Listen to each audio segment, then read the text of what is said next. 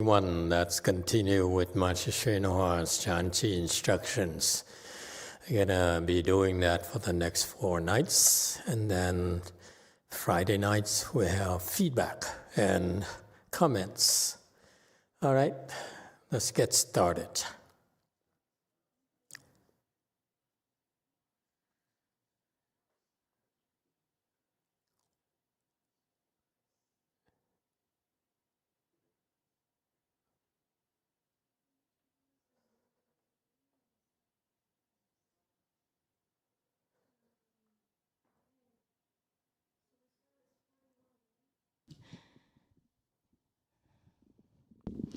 你念南无观世音菩萨，在心里念了几声，这个脾气就不知道跑到什么地方去了。You recite Namo Guan Shi Pusa a few times in your mind, and this temper of yours just unknowingly runs off somewhere. 再找也找不着了，你说这是妙法，不是妙法。Searching for it again, you won't be able to find it. Would you say this is a wonderful Dharma or not a wonderful Dharma? 但是妙法是妙法，你可是听这么多经还没有领会这个意思。But a wonderful Dharma is a wonderful Dharma. You've listened to so many sutras, yet you still haven't grasped this meaning. 现在我对你讲，你觉得很新鲜哦。这个有这么大的灵感，岂止这么大的灵感，比这个还大呢。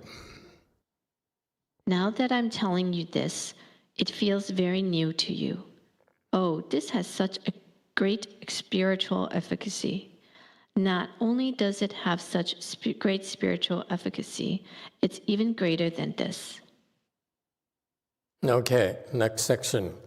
Okay, let's discuss this section here.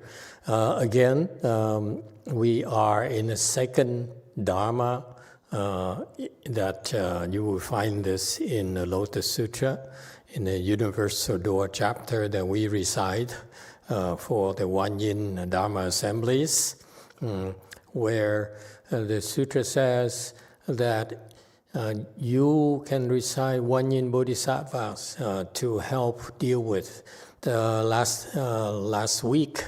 We went through if you have a lot of desires, like sexual desires and all kinds of desires, you recite One Yin Bodhisattva's name, and then it will help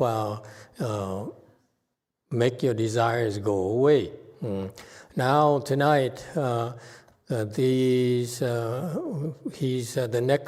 next poison is anger or hatred, and the same thing. If you are prone to anger, then the sutra says you should recite One Yin's name, and your anger will go away. It will actually abate. You'll be less and less angry. Okay? Really? You believe it? I know I'd be the last one to bring this up, but do you believe it? Have you tried? Give it a try when you're angry and recite One Yin Bodhisattva's name and see if it goes away. And that's the best way to put it into practice. If you're greedy, if you have some greed, your mind is totally afflicted by greed, recite One Yin Bodhisattva's name and see what happens. Okay? And what is the requirement in the sutra says? It works as long as you have no what? No what?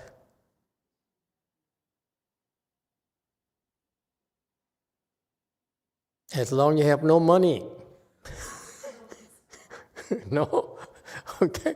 If you are greedy and you want to deal with your greed, and you recite One Yin's name, it works right away as long as you have no money, because you can't do anything about it. Yes, in the back. Master, I often heard Venerable Master Omeng taught me that as long as you don't have a doubt, then it would work. That's right. The requirement here is the real requirement, the most important requirement is that when you recite One Yin Bodhisattva's name, expect some sort of responses. This is what the Chinese say, Gan Ing, some kind of responses. What's Gan Ing in Vietnam? Cảm ứng. Cảm ứng, I was Korean. Anyway, it doesn't matter. Okay, Korean, you figure it out. Okay, so you want a response from this Dhamma door. It says there in the sutra, you should have no doubt whatsoever. What happens to us, the reason it doesn't work when you do that is because in the back of your mind, you say, really? I hope it works. Anyone? When I first learned about this, I said, really? Is it really you know, when you're so angry, I know I have a huge temper, and you simply recite the One Yin Bodhisattva's name, and then the anger goes away? And I said, yeah, respectfully, because Master Sheho said so, but in the back of my mind, I said, really? Can I do that? Can I do that? Does it sound familiar? And that's why don't expect a response. What you have to do is recite One Yin Bodhisattva and have no doubt whatsoever. Okay? So resolve your doubt right now. If you have doubt, forget it. Don't even bother reciting. If you have no doubt, it will help you tremendously. Okay? You recite One Yin Bodhisattva's name once. It helps reduce your anger. Recite one more, it reduces it more and more and more and more. And it goes away sometimes. Okay? Is that clear? I know for most people, for people like me as well, I really had doubts. I said, really, does it really work? Because I tried already. I was angry. And I recited the Bodhisattva's name. It really didn't do much for me. Okay? So it's because I wasn't taught properly. You have to have no doubt whatsoever in your mind. And that doubt there, okay, has to be resolved before you recite the Bodhisattva's name. Is it clear to you? Because if you have doubt right now, and you can't resolve it right now, when you're not under pressure, you're going to have doubts when you recite the Bodhisattva's name when you're under duress, under stress, when you're afflicted. Okay? Is that clear?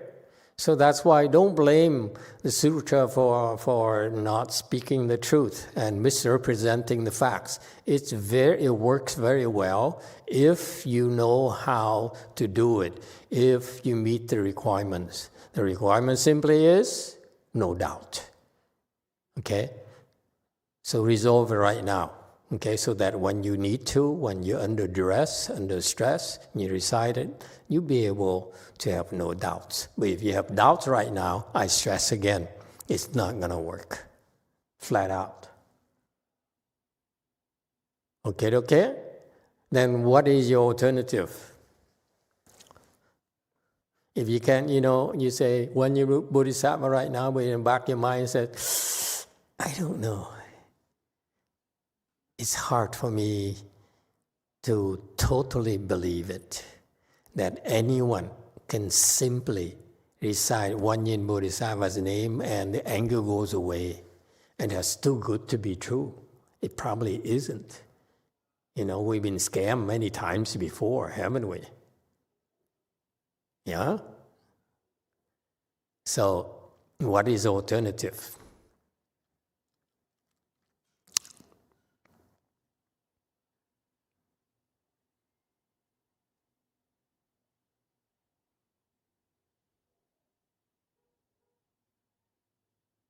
Yes, 9 in the back.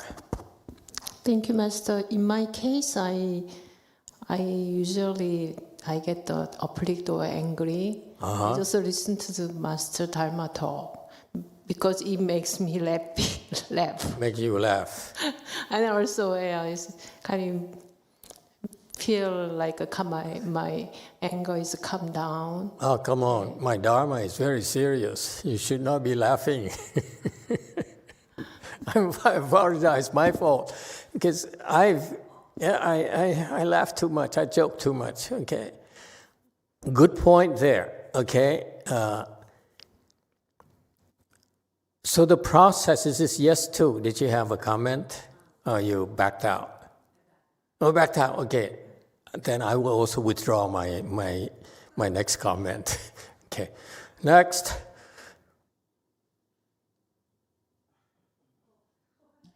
It's not too late yet. Say something, and then I say something. What were you about to say? Well, thank you, Master. I don't really have anything to say. Nothing to say. I've never thought about, I was just thinking, there's so many situations where you're supposed to use Wanyin Bodhisattva's name to help you. Yeah. If you're angry, if you're greedy, if you're hurt, if you want to be saved. It does boggle the mind. Well, you see, even if you have doubt and you recite the Bodhisattva's name, actually over time, it will reduce your doubt. And over time, your anger and your greed and your stupidity will also decrease, by the way. So that's why this Dharma door is very wonderful. Only problem is that you're going to be dead before it goes down. That's my problem. I have really serious anger issues. Well, I admit to you. Okay. So once I get going, forget Wanyin Bodhisattva. That was what I was going to say, is that if you don't have the faith in her, then one might be left with just the anger. Yeah. Because, how can you overcome that? But the beautiful thing about this Dharma door is that actually every time you recite it, it helps a little bit. And it helps a little bit more and more and more. Okay? That's why we recite Wanyin Bodhisattva's name. However, because if you look at the Bodhisattva's Dharma doors, you see that when you recite her name, it does a lot of things, not just deal with anger, but also supposed to give you a boy. If you're looking for a boy, looking for a girl, she also can give you a girl. You know what I mean? And therefore, there's so many things she does, 32 types of transformation body she does, so that when you call out her name, she'll come to you in 32 different kinds of manifestations, appearances. And therefore, so you get so many benefits, and among them is a little bit of greed is reduced, a little bit of anger is reduced. That's the nature of the process. Does it make sense? Unless you know how to do it, okay? The advanced practitioners, they do it. Of course, their responsibility is so much more than yours, okay? But I'm more concerned about you. If we teach you these things, how can you use them?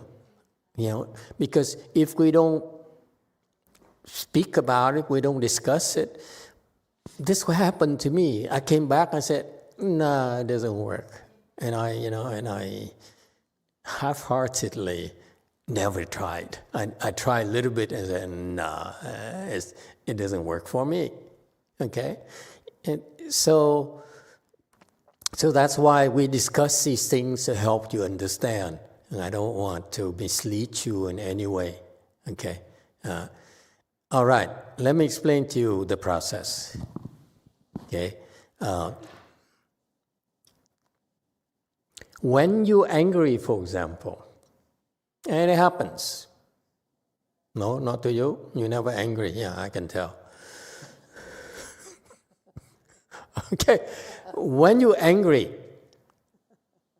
and you realize you're angry, so what do? You want to get your mind off your anger, right? Because if the more you dwell on your anger, it increases. Agree? That's what happens to us. Happens to anger, happens to greed, happens to stupidity, which is the third poison. We all agree, right? That's what happens to us.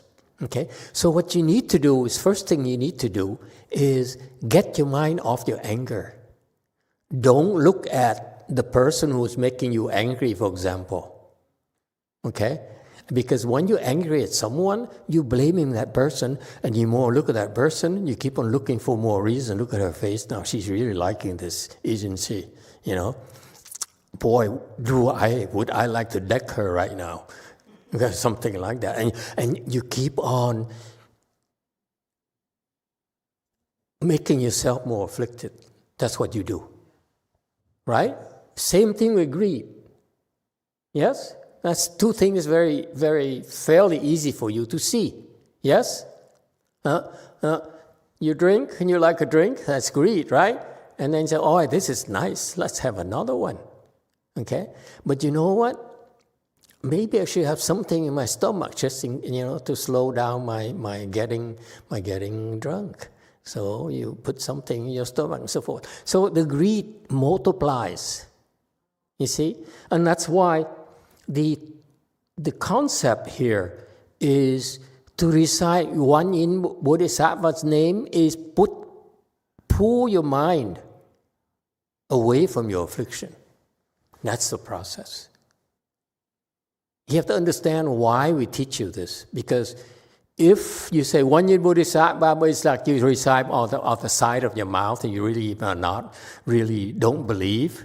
Okay? Whereas the belief means that you put everything, all your mind into the bodhisattva's name. Okay, you angry? One yin bodhisattva. You see, you forget about this immediately.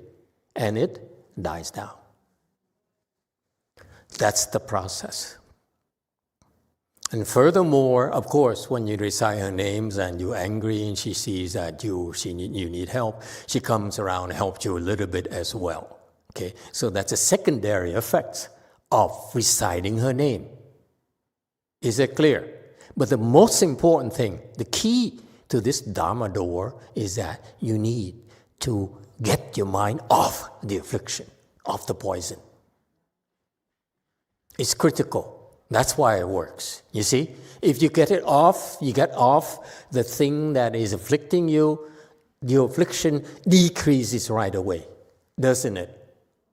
And if you get your mind off the affliction totally, you focus on the Bodhisattva's name here, and this affliction dies immediately. Got that? That's why. What I just explained to you is another aspect of this Dharma door from the perspective of Chan. You see, that's what we do in Chan. We get afflicted, okay? For example, you sit and your legs are in pain, okay? And you think about your pain and you get angry. I've seen people hitting, or some people makes really, obscene noises and so forth, okay? Because the minds dwell on the pain. And if they simply focus on the navel totally, there's no more pain. So that's why if the longer you do that, the longer you endure the discomfort and the pain, the more your concentration increases. And someday, one day, okay, you'll be able to focus on your navel, focus on the One Yin Bodhisattva's name, and then there's no more pain, no more affliction. That's the process behind it. Okay? And so this is I use a Chan Dharma door to explain to you why this Wanyin Bodhisattva recitation works in helping you get rid of your afflictions. Is it clear? Does it help? Okay, so that's why if you have some real Chan skills and you're able to, when you are so angry here, and you have good reasons to be angry, okay, and you say, oh, I'm not supposed to get angry because I'm about to hit my daughter. Right there, right? She's really misbehaving. I just have to spank her. Yeah? Okay, you're so angry. Okay? And so this is why your mom, hey, little girl, this is why your mom comes to the temple.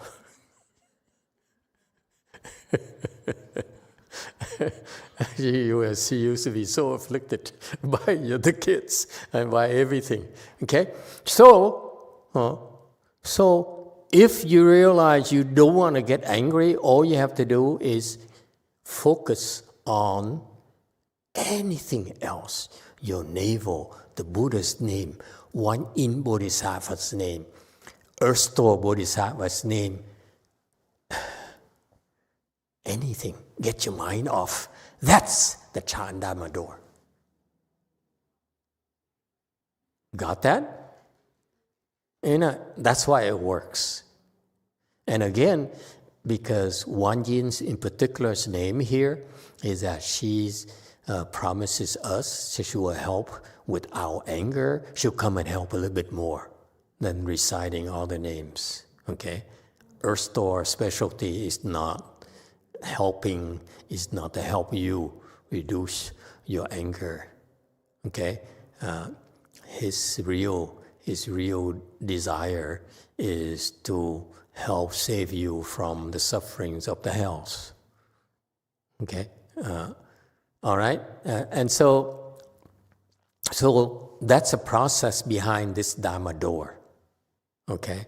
And so that's why once you master the Chan Dharma door, once your Chan skills are mature, you can easily handle your anger, your greed, just like that.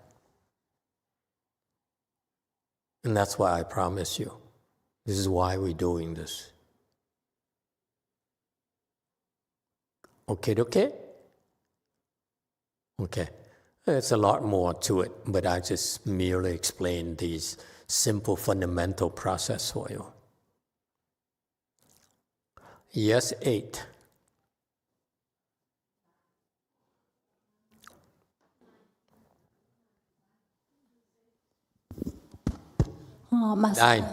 Nine. 마스터, 저는 감흥에 대해서 말씀드리고 싶습니다. 저 부처님을 불자가 된 지 얼마 안 돼가지고 교통사고가 났는데 가운데 끼어가지고 거의 다 죽을 뻔해가지고 차도 큰 차인데 폐차시킬 지경까지 갔는데 119가 와가지고 나를 안아 드러내리는데 계속 그 안에서 부처님 명호를 부르고 있어서 그 119 대원이 이 여자가 미쳤나 왜 자꾸 그 부처님 이름을 부르노 멀쩡하게 살아가지고 죽은 줄 알고 꺼냈다는 거예요. 그리고 부처님 감사합니다 자꾸 이러고 또 병원에 응급실에 실려갔는데 거기서도 부처님 감사합니다. 그 옆에 있는 사람들이 아이고 죽다가 살았는데 왜 부처님 감사하다는 인사만 자꾸 하냐고 그래. 어쨌든 부처님 때문에 감사하다고 살아났다고 그래가지고 아무 탈 없이 차만 폐차시키고 몸은 티끌 하나 다친 데가 없었습니다. 그래서 그런 기적도 한번 느꼈고 또 한 번은 아들이 39살인데 직장을 그만두고 대기업에 응시를 해가지고 엄마 내일이 10시에 연락 안 오면 회사 안 된 걸로 아세요 이러는데 그날 밤에 9시에 저 통도사에 가가지고 밤새 9시부터 새벽 3시까지 철야기도에 참석을 해가지고 계속 관세음보살을 정건을 했는데요. 그래서 하고 집에 와서 잠깐 잠이 들었는데 우리 집에 항아리가 굉장히 많았습니다. 한 100년 된 항아리가.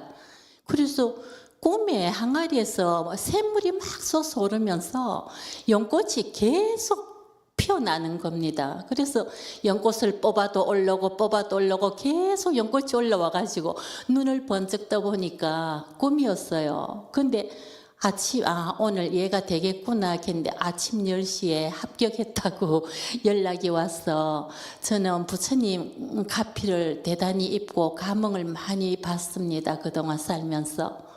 그리고 이제 마스터를 만나고 아미타불을 이제 부르기 시작했고요. 그랬습니다.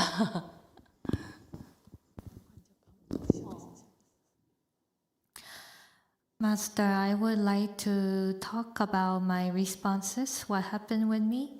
Right after I become a Buddhist, I had a real big bad accident and I was crushed between the cars and it was like a very big cars. So all the 911 came and they thought I was almost dead and they took me out of the crushed car and they thought I was crazy because I was just reciting, "Oh Buddha, thank you so much, thank you so much, Buddha, thank you so much." Don't do that.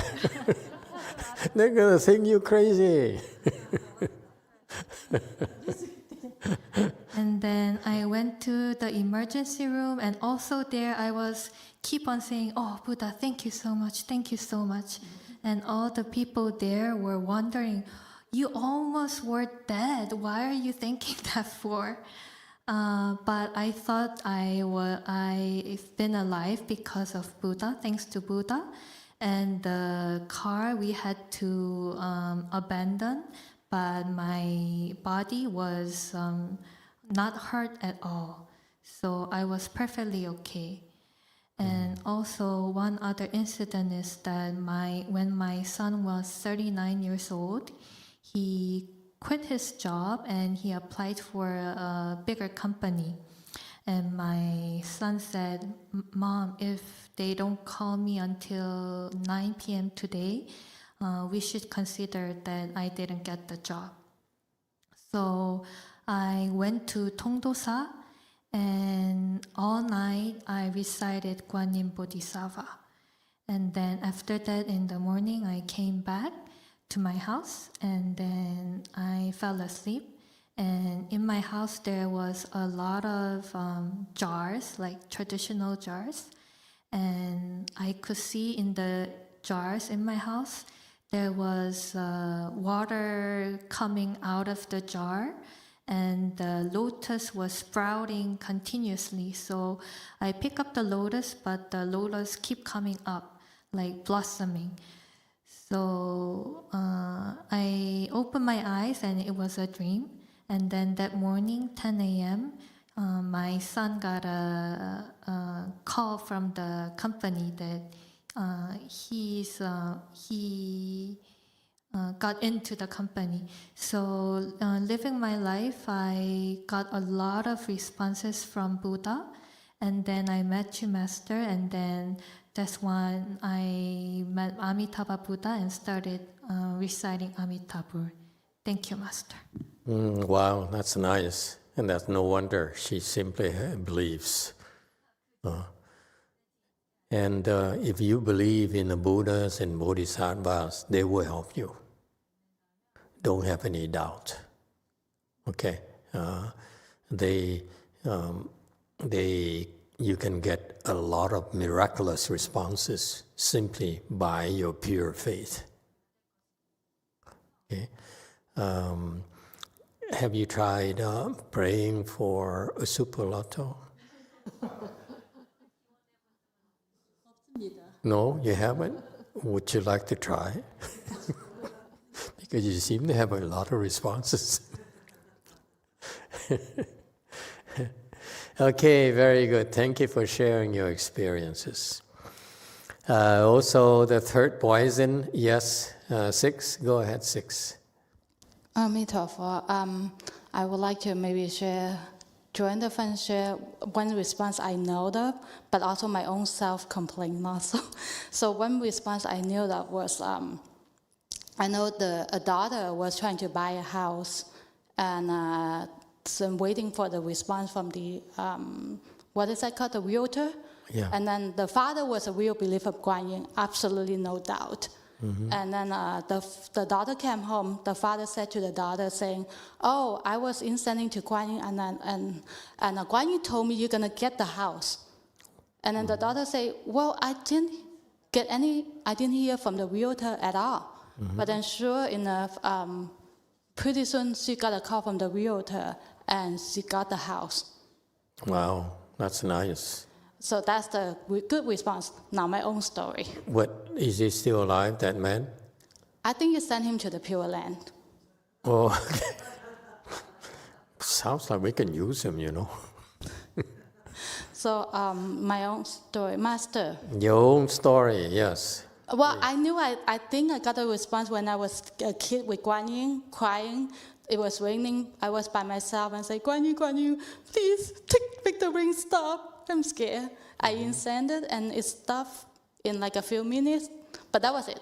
Now you were just talking about, earlier you said, don't have doubt, it won't work. Now I'm silly and I feel I'm hopeless, Master. Yeah. I just recite Guan Yin. Yeah, you have no time for doubts. When you are stressed out, by the way, okay, when you're under duress, and if you could remember Guan Yin's name and you call out to her, usually you too stressed out to have any doubt. You become single-minded. Another word for no doubt is be single-minded. At that moment only. You can doubt all you want, but at that moment, if you have no doubt, simply have no doubt whatsoever, the response will be there. Master, I would like to ask a question because I know that Guan Yin Dharma door works for everything. I read the Medicine Buddha Sutra also work. Now, fairly ask, what can this Guan Yin Dharma door help in terms of our current disaster fire situation in California? I mean, when I was driving and I heard about the news, whatever, I just start to recite Guan Yin, Namo Guan Yin Pusa, Namo Medicine Buddha, who else? It just went through my mind. Now, I don't know if it helped with anything, and I don't think I could expect any response, because I normally, other than that one time when I was a kid, I don't really, not like Venerable Old Monk, get a response so quickly. I don't really get a very obvious response that I know of, but I just silly. I have nothing better, no better option. I just do it. I just recite Namo Guan Yin Pusa, Namo Medicine Buddha whenever I need it, whenever I'm trying to get help. But I don't think it's gonna, I wasn't expecting that it's gonna give me a very obvious response. But I just do it. Just do it. Don't worry about expecting or not expecting a response. Just do it. It helps? Yes, it helps. Okay, but thank you. May not be in the way you want. Okay? I personally believe that when you ask Guan Yin for help, she will help. But let her decide for you what's the best way to help you. This is the nature of the help from Buddhas and Bodhisattvas. If you really have faith, it actually sometimes it's better that things turns out a certain way, and it may not be the way you want, but actually that's the help. I don't know if it makes sense to you or not, but I do know that many of you come to us for help, and sometimes it's not exactly what you expect, but actually it's better that the outcome is better than what you were hoping, what you were expecting long term. Okay? So let them decide for us.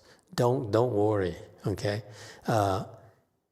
And as far as this fire is concerned, as you practice more and your level of skills is much, much higher, then you understand what I mean.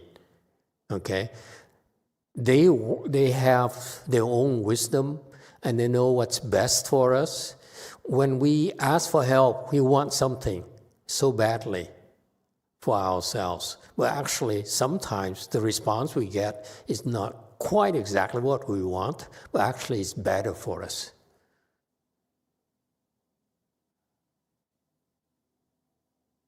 Okay? And I give you an example of speaking of the fire. There is an old couple who lived in the fire hazard area. And it's a very nice area. They lived there for a long, long time, so they have a lot of roots there. Now they're older, and the husband is really cannot take care of himself anymore.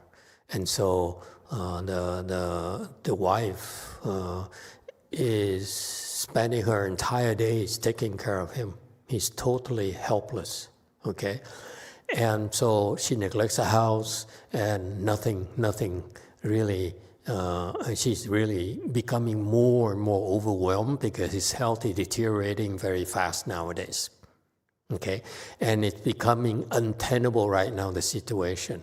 And it turns out the fire burned down the house, and then they realize, oh my God, what am I going to do now? I can't build a house anymore. It's too much work, okay, for an elderly couple. So I'm going to look for assisted living, and which is exactly what should have done.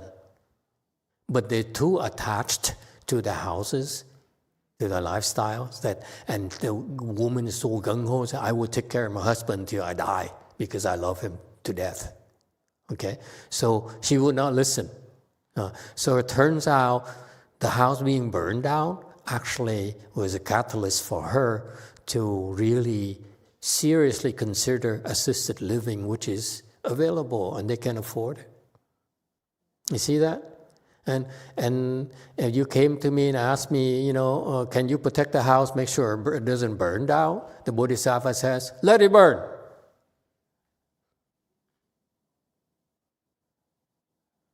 You got it? It's real. That's what happened. And there's one more response, but I'm not going to tell you. I want to keep that private for them. You see? And so sometimes the responses from a bodhisattva is actually the best thing for you possible.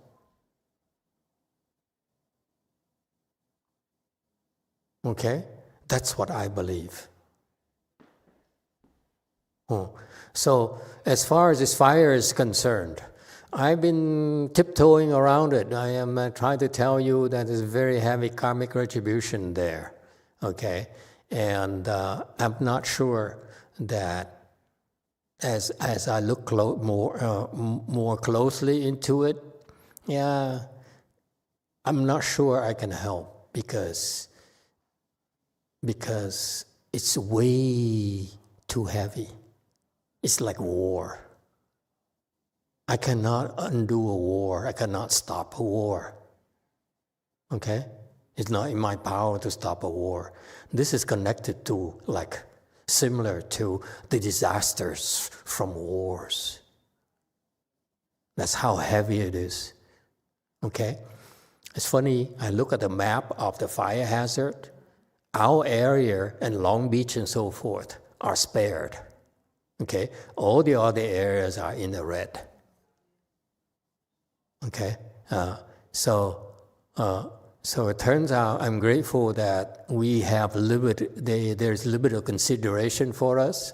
Okay? I don't need to lose my temper. Okay? But the point here is that we can do only so much. Sometimes we all have to undergo our retribution as a wake-up call, if you will. I know it's cruel to talk like that. It's very difficult for especially the victims to hear it, okay? But the retribution is so heavy that not much can be done. Okay? So I prayed, I said, please, the wind die down. So it died down, okay, the following day. But then now speaking up again, you see? So so it's clear to me, usually when the wind blows through Lu Mountain Temple and makes it so noisy, I could not hear myself here on the microphone. I don't know you remember that. I said it happened about the first few chanchis at Lu Mountain Temple back then, and I was speaking Dharma every night, okay, and I couldn't even hear myself. The wind blew, okay, and I got upset. I said, "Geez, I'm speaking Dharma. Don't you have any respect? Go blow somewhere else." It went away right away. Okay, for us, we can control our own areas, but when you have a kind of war retribution, it's way beyond me. I can't really help.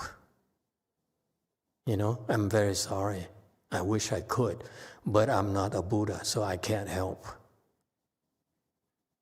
Okay? Yeah, it helps a little bit. The wind died down, so now we control 14% of Palisades fire, 30% of the Eden fire. So, you know, at least somehow people can still survive, can still escape. But, you know, it's just too complicated. Okay, it's way beyond me, be honest with you, okay? Yeah, and if you say, oh, how about you calling Wan Yin or Medicine Master Buddha for help? I could, okay? Okay, if I did that, I have to take on the retribution on my own shoulders. It's not free. Okay? Meaning this will have to be burned. All my property will be burned, and you will be homeless. Actually, we should go back to cultivate under trees. Huh? No more this internet thing, cameras, and all these things. No more. We don't need anything, do we? You see? So sometimes there's only so much that we can do because we have other commitments. My commitment is to you first. I'm committed. I've committed to help you cultivate, help you reach enlightenment. That's my commitment. That's my number one priority. If I do anything else that will get in the way, then it's no good. I'm shooting myself in the foot. Okay? All right. Back to slide 45. Next.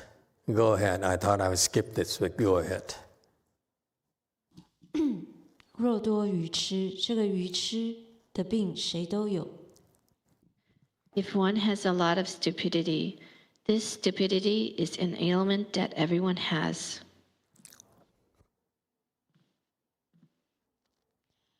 你没有，就不需要念观世音菩萨。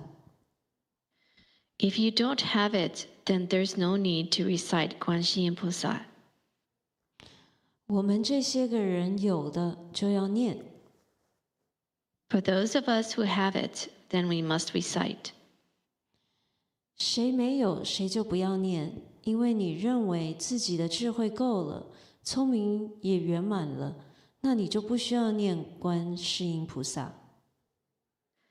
Whoever doesn't have it just doesn't need to recite because you believe your wisdom is sufficient and your intelligence is complete. In that case, you don't need to recite 观世音菩萨。所以我们每一个人要是觉得自己智慧还不够，就应该念观世音菩萨了。Therefore, each and every one of us, if you feel that you yourself are not good enough yet and your wisdom is insufficient, you should recite 观世音菩萨。若多愚痴，常念恭敬观世音菩萨，便得离痴。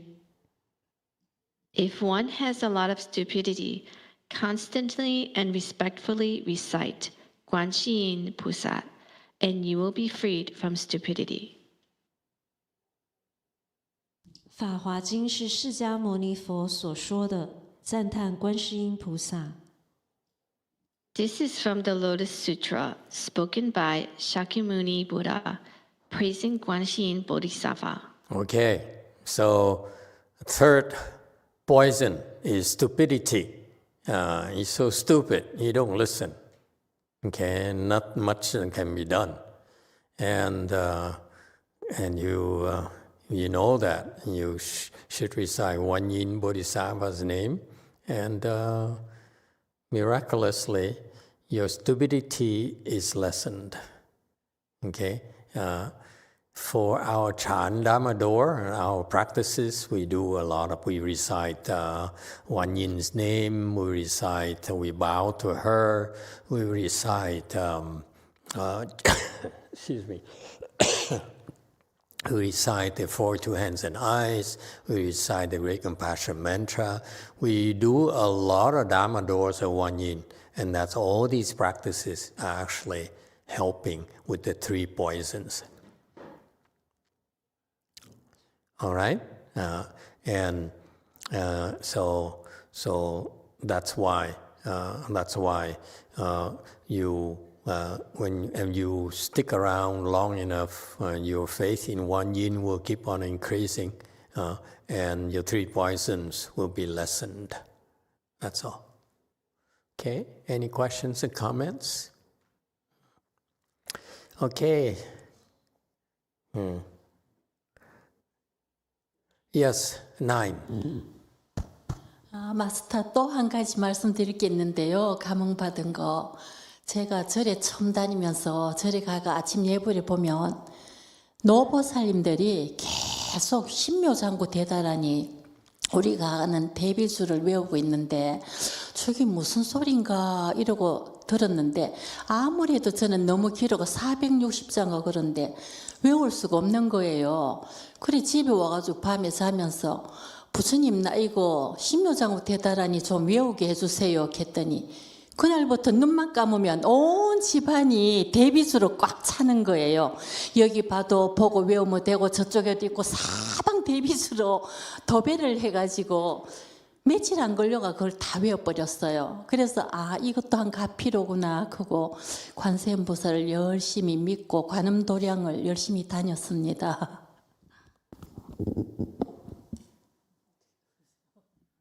Master, I would like to share one more response that happened with me. When I was first going to the temples in the morning ceremony, all the old women, they were reciting Great Compassion mantra, and I couldn't get a clue what that meant. And it was so long, so I couldn't remember all those lines. So I went back to my house, and when in the nighttime, before I get to sleep, I asked Buddha, prayed to Buddha that, please Buddha, let me recite this, let me remember all those lines. And from that day, the next day, if I close my eyes, I could see the Great Compassion mantra. That's cheating. You're supposed to memorize, not read. That's cute.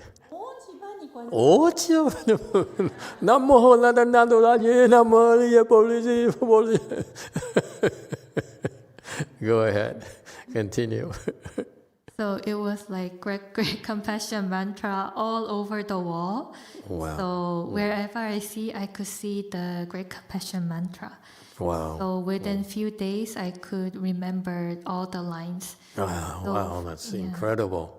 So starting from that day, I started to go to all the Guanyin Bodhisattva temples. Wow. Yeah, what a nice response, huh?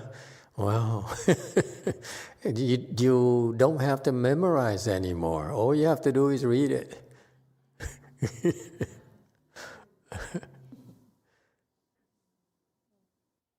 Actually, one of my students, I taught her Wan Yin's, to recite Wan Yin's name. And she's very, very serious cultivator. She's very gung-ho.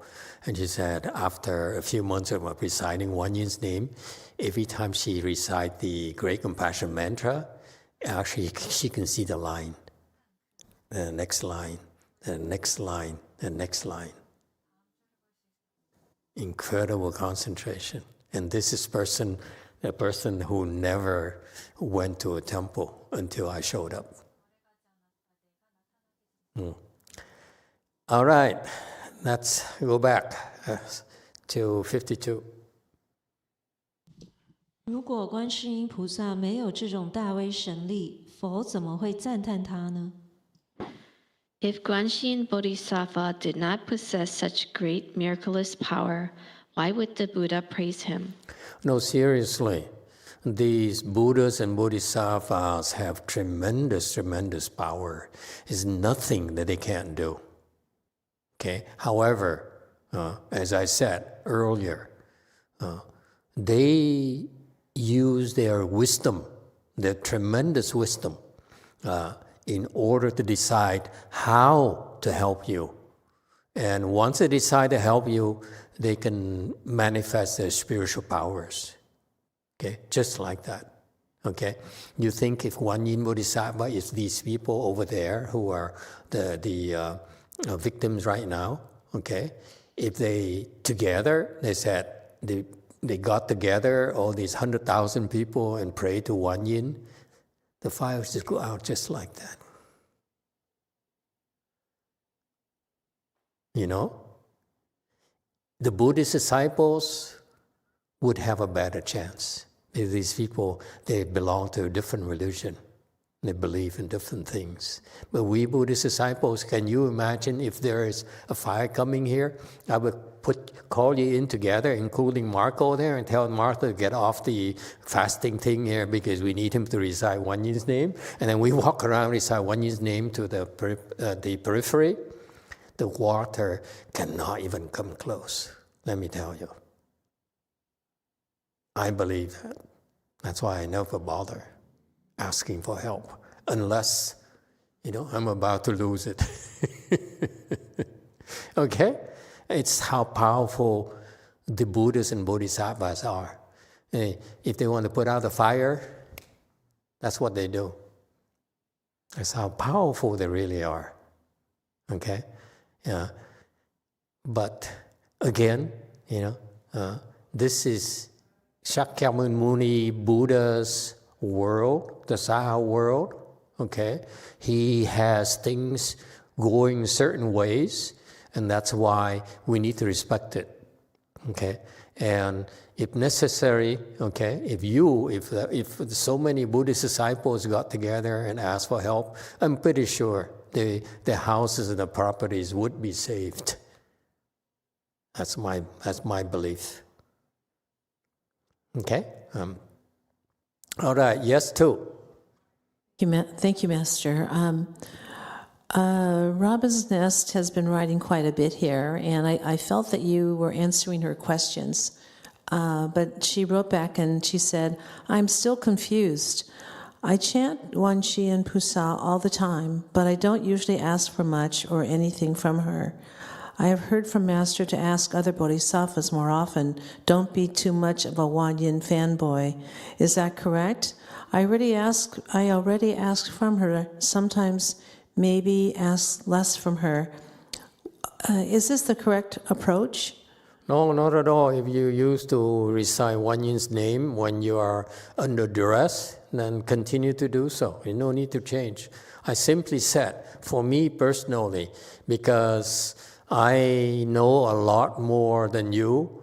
I know that when you ask for help, I know how to ask for help better than you. So for example, if I have someone going to the house and I need some help, then I would ask Ersto Bodhisattva for some help because that's his area, that's his domain.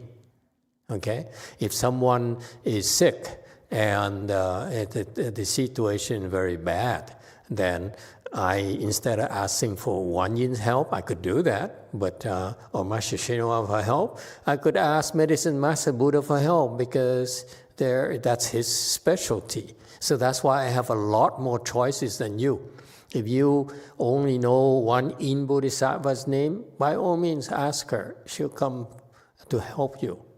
I like to spread it out and create more affinities with the others.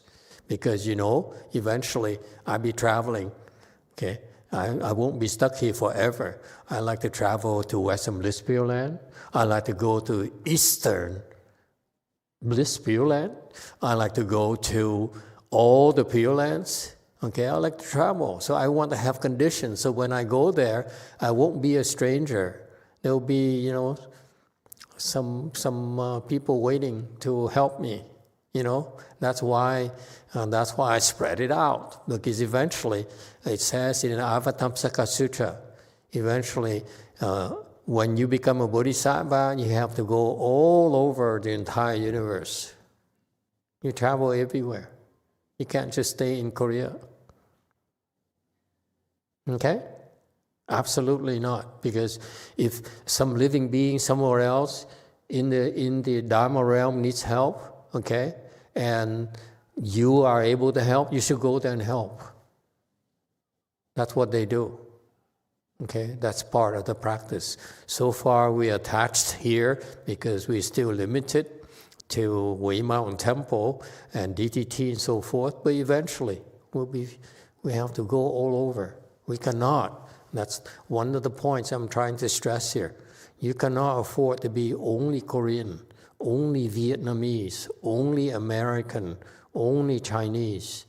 It makes sense for you to retain your national identity because that's where you live, that's where you support your family and friends and your jobs and so forth, okay, are.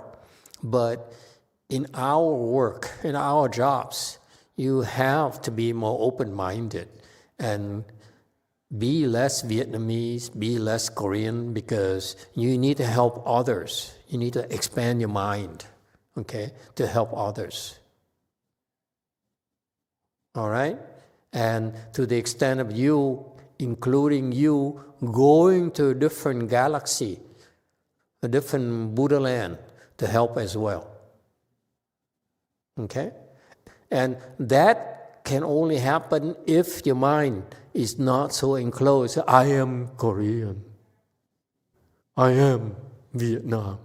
I am American. You got that? You cannot. This is why we're teaching you this, because these are the subtleties that will make you so narrow in your accomplishments.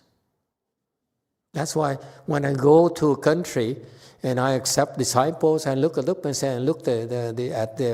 their Buddhism, and I said, and I'm known to tell my disciples from other countries, I said, I will teach you to surpass your teacher. It's because their teachers are still narrowly focused on the national identity of Buddhism instead of making it international, making it universal. This Buddhism here is, I'm training you to transcend your ethnicities, your national boundaries, and someday even transcend the Saha world here. That's why I'm teaching you about going to the Western Bliss Pureland, Eastern Viduria Light Land as well. That's to help you there. There's other places that you should consider as well. And once you have that kind of mindset, you won't be as limited in your accomplishments. Chung Yin Sinim, do you hear me? That's why I want you, especially you, Sanghas, monks and nuns. I want you to be aware of your attachment to your ethnicity. Don't be so proud to be a Korean. Don't be so proud to be a Vietnamese. Don't be so proud to be American, because you're restricting your accomplishments, because that's all your mind can think. That's all you can get.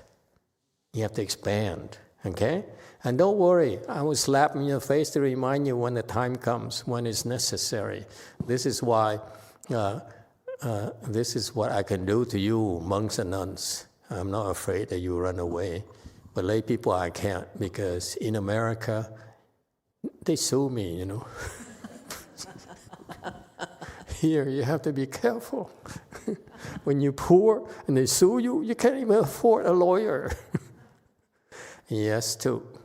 Thank you, Master. Ramazna says that you've clarified it perfectly for her. Thank you. Okay, thank you for asking another question. You see, Jung-in Sunim, do you hear me tonight? I mean, you monks and nuns, when you get to a certain level, you surpass your teacher already. And if you're not careful, you cannot surpass all your Korean Sunims, because you look at yourself as Korean only. And that's all you're going to reach. The highest possible that a Korean Sunim can reach has been proven over the years. And that's why you need to change your paradigm. Got that? And don't worry, I'll slap you in the face to remind you how stupid you are. Yes? This is related to a YouTube question that was asked on Friday night. Yeah. About that Buddhism can only be transmitted or taught by the lay people, by the Sangha, not the lay people. Oh God, I love this question because I make more enemies. Can you elaborate more? By answering these things. It's nothing wrong with lay people using Buddhist teachings and Buddha's dharmas to make a living. I find nothing wrong with it. Okay? If it's a good thing, you make money and you help people open their wisdom and help people improve the quality of lives, so much better for you. Okay? It's a good thing if you're able to do that. I have no problem with it. So, but as far as Buddhism is concerned, unfortunately, Buddha said it already. Okay, if you want to be a good no advisor in pure Buddhism, then you have to be a Sangha. Okay, and therefore that's why I said, if you're looking for the Buddha Dharma and you are serious about getting the best Buddha Dharma possible for you, you should not look at a lay person, period. Okay? And that's why the sixth patriarch, based on the Buddhist teaching, had to become a monk before he could officially teach his disciples and accept disciples. Okay, I've heard of stories of lay people accepting disciples. Okay, like the guy who died already, Jing Gong, who is a famous Taiwanese or Chinese monk who praised his teacher, who is a lay person, Nan Huai Jin. No. Yeah, so he said, I learned my Pureland Dharma from this lay person, whatever his name is. I think it's Nan Huai Jin or whatever. It's not? Okay, another one? Hello. I was actually going to ask the question on that also. So Master sent Jing Kong's teacher, the layperson, was Li Bingnan, Zhao Dongfang, and also a Tibetan teacher, Jiang Jia Dashi. Okay. Anyway, I don't know much about him because I know his level is too low, so I don't care what he does. Okay. But you see, I'm very scary. I look at you first. I see your level and I say, your level is that. But you talk about, let's say, real mark. You don't know what you're talking about. I discard you right away. I don't waste my time talking to you. You understand me? I don't have a lot of time, so I'm very fast. If I look at Master Shinhua, I said, okay, he explains real mark, I want to listen very, very carefully. But if, let's say, Jing Kung try to explain real mark, he's a third stage arhat. He has no business talking about real mark. In Buddhism, it's not words. We need to teach you. When we speak Dharma, we use the Buddha's words to teach you how to open your wisdom. That's the purpose of speaking Dharma.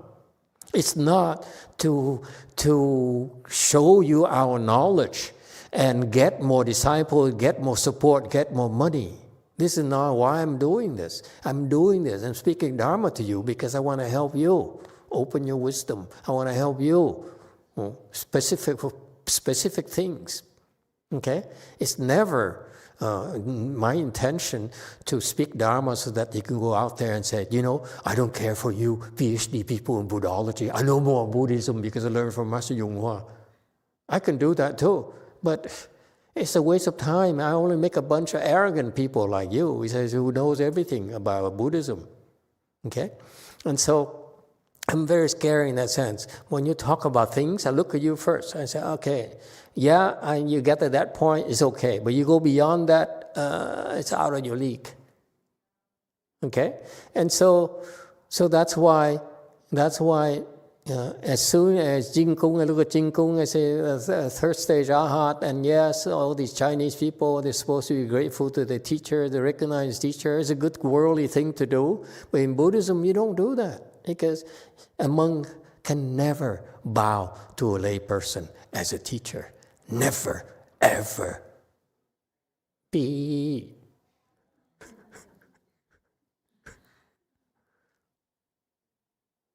Okay? If you do that, you're shooting yourself in the foot as a monk. Stop this stupidity. Cut it out. I heard people say that, monks say that. I didn't say anything, but I was chuckling. I said, you are so stupid. How could you do that to yourself? And so, again, that's why I chuckle. I said, Jing Kung, I discard him writing. I don't bother reading his stuff because it's a waste of time. He doesn't know, okay? And so, however, these lay people are entitled to speak the Dharma and teach the Dharma as the way they see fit. It's nothing wrong. I mean, if they make a living out of it, there's nothing wrong with it. I have no problem with it. But as a cultivator, I would never look at them. I would never look at their teachings very seriously. So you see, I'm saving you time. I know I'm offending a lot of people, okay? And they have more credentials and high credentials and higher achievements than I do, so be it. But I'm trying to save you time. Don't go there because you're wasting your time. These people don't have enough wisdom. What they do is contrary to the Buddha's way of teaching. Okay? So yes, if you learn from them and you find these ideas, concepts that help you earn a living, make a living, by all means, it's perfectly fine. But I don't approve of monks learning from lay people. Okay? And also, let me tell you, what about these lay people who may be enlightened? Suppose they're enlightened, okay? And they know that they're not supposed to teach the Dharma, but they want to teach the Dharma. Then what they typically do is they find a teacher. And then we say, let me teach your Buddhist class for you. Okay? Let me explain the sutra for you at your temple, which is a wise thing to do. Okay? Here's what happens. When you do that, you know what's going to happen to you if you're a lay person? The master will listen to your explanation. And the master, this happened to me. Before I had a temple, I went to different temples everywhere, and I spoke Dharma, and the abbots were all listening in. And if I said the wrong thing, I'm not allowed to come back. So you think at those places, I could afford to say, don't be so Vietnamese, don't be so Taiwanese, don't be so Korean. They shut the door on me right away. Make sense? Okay? So that's why if you teach the Dharma under a master, and it brings you into the realm of the master will stop you and say, no, you are teaching the wrong Dharma, you're making me look bad. You should not teach here anymore. So you see, so if you are enlightened as a lay person and you want to teach a Dharma, you find another monk to go to his temple to teach at his temples. He will listen in. And if you are becoming a threat to him, he'll throw you out. So the only chance for you is find a teacher, a real monk who is enlightened, who can support you. You see, it's very, very difficult thing for lay people to speak the Dharma for the sake of teaching Buddhism. But if you want to make a living using Buddhist knowledge and Buddhist principles, nothing wrong with it. It's a very good thing to do. I encourage it. Okay? Because what you're doing is helping bring Buddhism to the masses. Things that we cannot do. As a monk, we're not supposed to chase after money, chase after fame. And so it limits our options. Because there's some people who need to be cajoled, the egos need to be stroked before they're willing to listen. And then in that process, you can charge them some money to sustain yourself. Nothing wrong with it. But for monks and nuns like where we are at our temples, we don't want to go that route, okay? Because we don't have to. We have enough support. We don't need things that will get in the way of our Chan practices and our Wei-Yang practices, our Wei-Yang tradition. Okay? Does it help? It's a good thing, okay?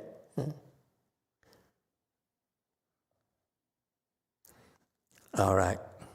Ask if I did not answer your concerns. Okay. Yeah, I would love it. Here's what I like to see.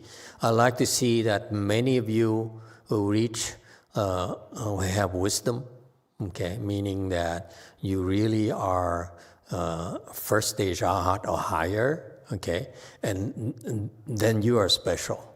And then, and eventually you'll be able to see that all the teachers, all the lay people teachers, all the monks, you see that you eventually outgrow them. Like most of you eventually outgrow the teachers, okay? That's a natural thing. So you should make your own path, create your own pathways, create a new trail so that you can help people different ways and more people and so forth. It's a good thing to do, okay, in ways that we cannot do. We have to be true to our identity. We cannot seek fame. We don't want to seek fame. We don't want to seek profits. Not me. I have no interest. Okay? That's all. But you lay people are free to go out and seek fame and make money of it, use your spiritual powers and whatever. That's your decision. I'm not going to stop you. Okay? Yeah. But I hope that you use it for the good causes, not to harm others, because you're dangerous. Especially the monks who return a lay life, they are dangerous, because that's why I'm cautious on teaching the monks. They may get to that level, but actually I don't teach them a whole lot of tricks on how to do things, because if they return to lay life, they could be dangerous to society. They start imposing their wills on others and so forth. Okay? We have antidotes for all that. So that's not going to happen under my watch.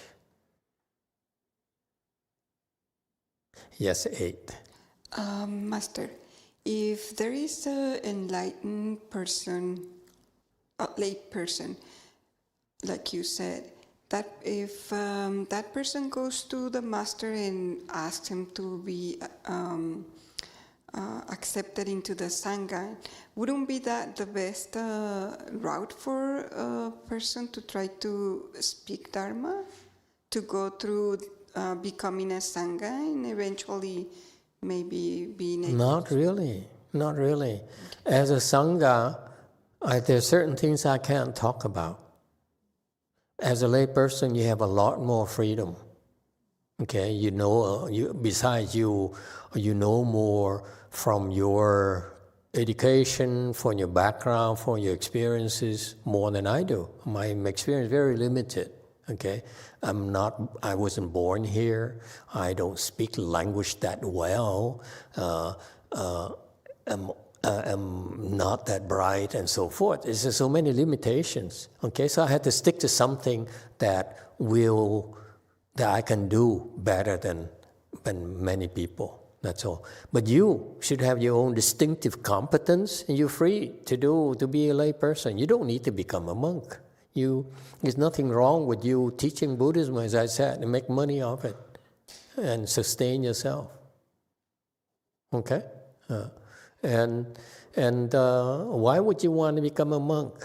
Because as a lay person, did you know that many monks at my master's temple, they're oppressed, but they're so scared of going out because they know they need to pay for a temple, that there's mortgages, there are utilities, there are insurances, and all sorts of bills. Now you have to worry about money constantly. So that's why they will not sneak out. They will not leave because they're afraid. They have to compromise themselves. If they're afraid, they will not get support. They're not skilled enough to make their own ways. Okay, and so you can speak Dharma absolutely. You don't have to be a monk. Okay. All I'm saying is that don't be a good knowing advisor. Because a good knowing advisor is supposed to train someone. Okay, supposed to train the next generation. Master Xuanhua calls the lay people good knowing advisor because his view is that you share your Buddhism, your Buddhist knowledge with the other people. Monks or lay people and so forth. Okay, so it's a form of sharing. Okay, for me, a good knowing advisor is more pure, has higher standards. Where actually a good knowing advisor, as a monk, you're supposed to train people. If you're not training people, because a good knowing advisor transfers his knowledge to the next generation. You lay people call it training, education, whatever, okay? But for me, it's very pure and simple. Whatever I know, I need to transmit it to you, okay? That's why if I were a good knowing advisor, I need to do that. Okay, but casually sharing, what you learn about tonight and so forth to other people, it's sharing. I would not call it good knowing advisor. Okay? Because it makes you arrogant. You don't know that much. How can you advise people? Let's face it. Okay? Did I answer your question? Okay, thank you for the question. Yes, too. Thank you, Master. Daniel 7 has a question. Amitabha Master, if the relationship between two people was not meant to advance further, do the Bodhisattvas help in making this happen for the best of both sides? Thank you. Which bodhisattva? Bodhisattva usually don't help with love. You have to go to the Catholics and the Christians for that, and the Jews and the Mormons for that. We really don't want to get involved in the love issues.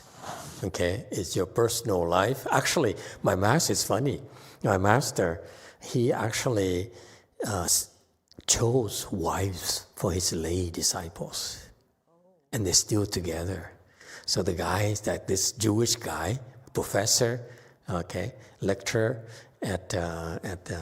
in Northern California, big universities there, and he said, I'm looking for a wife, and I want, but I have no luck. So Master Shunhua says, go there, and look for this woman. And he went there, found a woman, and fell in love with her, and they're still married to this date. He's probably dead already, he's old. But you see, so Master Shunhua does those things. He's the only bodhisattva I know who does that. I don't know how to justify getting you hooked up, okay? Because in these relationships, is a lot more complicated than I have the wisdom. See, Master Shunhua cheats. Yeah? He looks at you, he looks at her, and then he says, looking down 50 years, you still be together. You should be okay. So that's what he does. But, what happened is that even so, they're still together, they had a child, okay? And the boy has a lot of issues. So, from a purist perspective, the problem from the boy, okay, originate from Master Shunhua, because he's the one who got them together to produce the boy, fabricate the boy. You see, so you are transmitting the difficulties, to other people and to the next generation. This is why the bodhisattvas try to stay away from it. But it's a natural thing. You have conditions with each other, and so you get married and you get divorced. It's natural. Yes, JMT. 마스터 질문이 있는데요. 마스터께서 일전에 복이 물질화 발현화 되려면 연이 필요하다고 하셨는데 이틀 전에 반야심경에는 연은 우리가 어떻게 컨트롤할 수 없는 거다라고 하셨었거든요. 네. 네네네. 네네, 맞아요. Master, I have a question. Before you said if you want your blessing to be matured, you need a condition. But lately in the Prajna Sutra, you said you cannot control your condition. 그래서 지금 상황은 굉장히 여러 가지 많은 선택. Are you trying to embarrass me? 아니요. No. 네. So what's your question? You can't control, so what is your problem? 제 문제는 너무나 여러 가지. Let me explain to you, okay? When you have good roots, this is a good question. You have a good roots that you accrued in the past. You want them to mature. And this is what bodhisattvas and Buddhas do. They look at your good roots and they help you. They do things to help your good roots mature. Okay? They actually do a lot that quite often. Okay? And so in order for them to mature, usually it's the good roots. Therefore, it needs the proper conditions. Okay, meaning that conditions favorable, like the seeds needs water, it needs fertilizer, it needs the sun, and so forth. Okay, same thing. Good root needs the proper conditions for them to mature. Okay, so that's what Buddhas and Bodhisattvas do for you. Furthermore, okay, you can do it yourself too. You can do it yourself. You can help your cause by staying on the good side. Okay, avoid doing evil, do good. That's how you can influence. That's how you create conditions for your good roots to mature. Because you do a lot of evil things, usually it means your evil roots will mature, not the good roots, typically. All right? That's all. But on the other hand, that's what you can do to help your cause. On the other hand, for you specifically says, I want this root here, and I want to have a condition to make this root here mature. It's not possible for you. It's not always possible. Okay, that's all.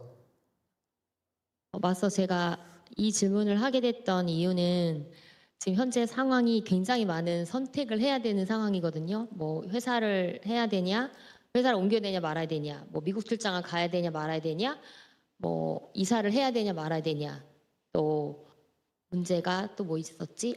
투자하고 있는 방향성을 바꿔야 되냐. 이렇게 모든 선택지가 굉장히 몰려 있는 상황이라서 한번 끊을게요, 스님. Master, I asked this because my current situation is that I have so many choices right now, so many things that I have to make decisions. For example, I'm wondering whether I change my company or not. Should I go on a business trip to US or not? Should I move my home or not? Should I change my direction of my investment or not? So I have so many decisions to make. 제가 그래서 마스터한테 배웠던 백그라운드 인포메이션으로는 좋은 일을 하고 결과부자를 해서 머리가 명료한 상태에서 떠오르는 거를 결정한다 라고 이제 제가 그렇게 알고 있는데 So the information I learned from you is that when my head is clear, I decide when something pops up. Well, that's one way. Or another way is for you to pray Guan Yin Bodhisattva. Keep on praying. Praying Guan Yin Bodhisattva, Guan Yin Bodhisattva, Guan Yin Wan Seum Busan, Wan Seum Busan, Wan Seum Busan. And eventually, maybe when you're sleeping, she'll come to your dream and say, you know, you should do this. Okay? But I can't help you. I don't know how to help you. You have plenty of people who can help you. Okay? Good luck to you. I can't live your life for you. You have to try your best. That's all you have. Okay? And you try your best and give it your all and adapt. If it's not working out, then you change and you accord with conditions. That's all. If you're looking for a surefire success, a surefire answer to what to do, there's no such thing. You have to constantly adapt. Okay? Just like your body is changing, so you constantly adapt. It won't be much longer before your skin starts sagging.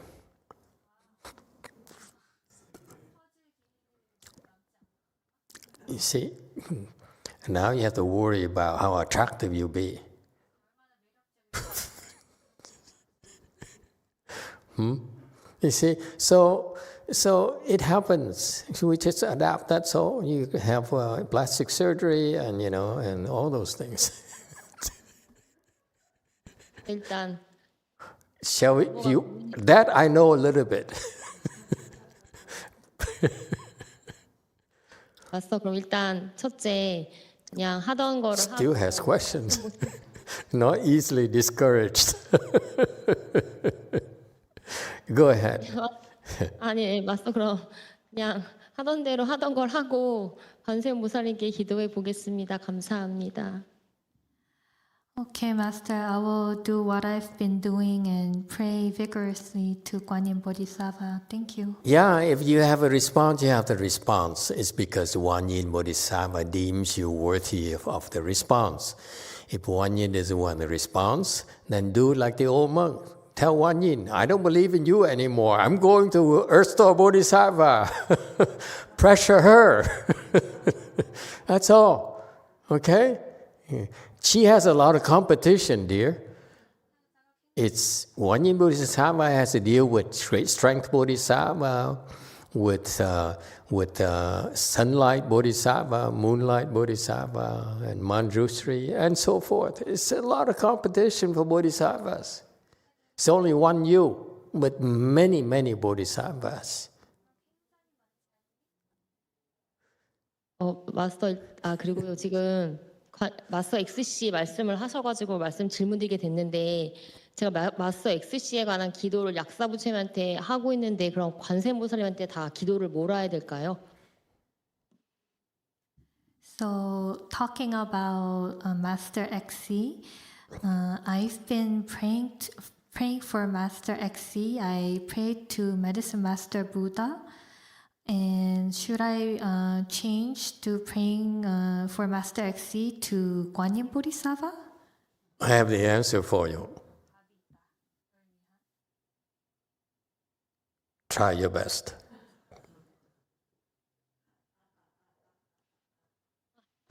Okay? This girl here wants a definite answer. Tell me A, B, C. Which one is it going to be? I said, try your best. Good night, everyone. Thank you.